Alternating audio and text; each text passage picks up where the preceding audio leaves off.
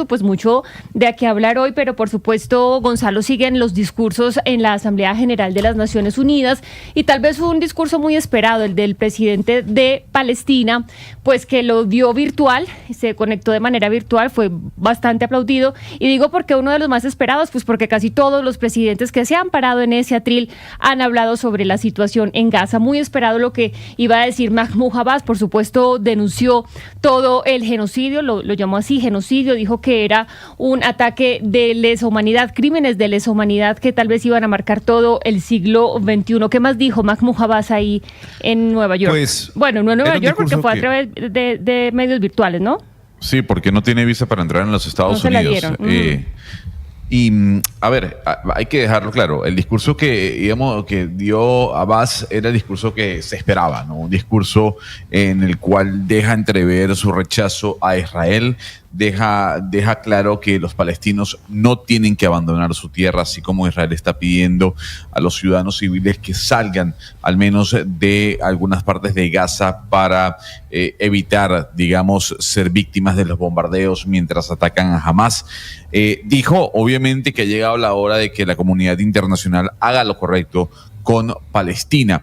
Esto no puede quedar solamente como una mera agresión. Es un crimen de guerra, es un crimen de lesa humanidad lo que está haciendo Israel frente a la comunidad palestina. Dijo que el pueblo en Gaza ha sufrido un deterioro y una destrucción de más del 80% de sus hogares, de las escuelas, de las iglesias, de las mezquitas. Y además pidió que se ponga el fin a la ofensiva israelí en el tema de la comida, en el tema del hambre. Es importante destacar que más allá de lo que se esperaba de Abbas en un discurso que obviamente iba a ser en contra de Israel, fue el discurso que dio 2 días atrás también a través de una videollamada, en el cual le pide a Hamas que deponga las armas. Y hay que recordar, Jennifer, que Hamas expulsó a la autoridad palestina de Gaza violentamente. Se llevaron unas elecciones, al final unas elecciones que habría ganado Hamas, y a partir de ese momento expulsó a los líderes de la autoridad palestina que no controlan Gaza. Esto es importante destacar.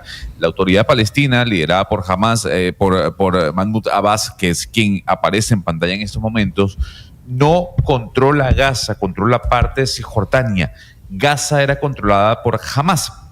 Lo que ha dicho Abbas 2 días antes de este discurso que dio en el debate, gracias a la aprobación de más de 140 países en las Naciones Unidas, es: Hamas tiene que deponer las armas, así como Israel tiene que ser señalado por cometer crímenes de guerra. Es que fue una de las cosas que más me llamó la atención de este discurso, Gonzalo, porque él dice: la Franja de Gaza es parte de Palestina y nosotros estamos dispuestos a asumir la gobernanza en todo ese territorio nacional, a que seamos solamente una entidad, un sistema jurídico, que hagamos un Estado moderno donde se respete a las mujeres y también a la juventud. Resaltó esas 2 partes, esas 2 poblaciones, especialmente ahí en Gaza, y sí le hizo un llamado a la comunidad internacional, además de agradecerle a los estados que recientemente han reconocido a Palestina como un estado. Hace un recuento sobre las resoluciones que se han dictado una y otra vez en la ONU para hacer respetar el derecho de los palestinos, y dice, pues sin embargo no ha pasado mucho más allá. Entonces hace como una delineación de lo que sería la posguerra, ¿no? Lo que no sé es cuándo vaya a llegar esa posguerra, si es que en algún momento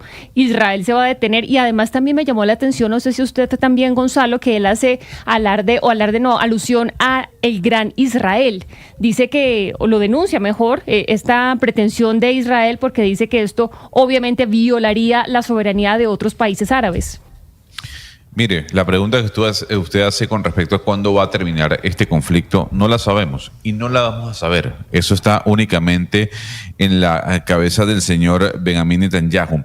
Incluso ya hemos escuchado que no solo depende del retorno de los rehenes, vivos o muertos, sino de la liquidación completa de Hamas. Hamas, que dicen algunos, no va a desaparecer.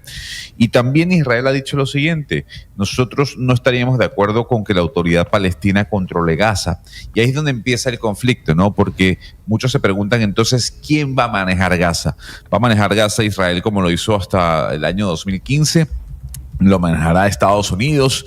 Es la posguerra, que yo la veo muy lejana, Jennifer, es la gran pregunta, porque Hamás incluso ve a la autoridad palestina como su enemigo. Hamás dice que la autoridad palestina está arrodillada a Israel. Entonces también no hay cabida allí para que se pongan de acuerdo. La situación es muy complicada y lo que queda es ver cuál va a ser el actuar de los gobiernos del mundo frente a lo que está pasando en esa parte del mundo. Sí, además es muy preocupante el hecho de que Netanyahu pues diga que definitivamente no reconoce la posibilidad de que haya dos estados. Él ya pues es definitivo eso. ¿Y por qué es importante? No solamente porque ya pues destruyó a Gaza, porque ya Gaza está completamente destruida, sino porque Cisjordania, que es la otra parte que está con Palestina, está cada vez con más asentamientos de israelíes, cada vez van aumentando más y más. Entonces, digamos, todo el espacio que tenían los palestinos está completamente aislado. Sí, él se ha negado completamente a la solución de dos estados, es decir, a la conformación de Palestina como estado. Lo cierto es que pues cada vez más países están haciendo este reconocimiento, países muy importantes como Reino Unido o como Canadá o también como Francia, pues que pesan mucho en la geopolítica y que de una u otra forma pueden dar un empujoncito. Lo que pasa es que Estados Unidos obviamente se niega, e Israel, por supuesto, por sus intereses variados, también se niega a la solución de dos estados.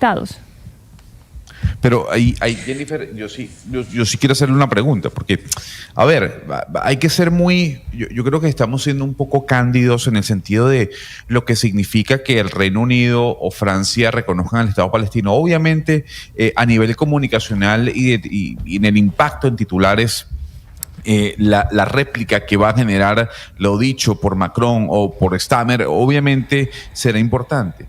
Pero al hecho que, del dicho al hecho que, hemos visto lo que está impulsando Bruselas de cortar algún tipo de relación comercial con Israel, de aumentar un tema arancelario, pero más allá de eso, Lucas lo decía, son más de 140 países que ya reconocen el Estado palestino.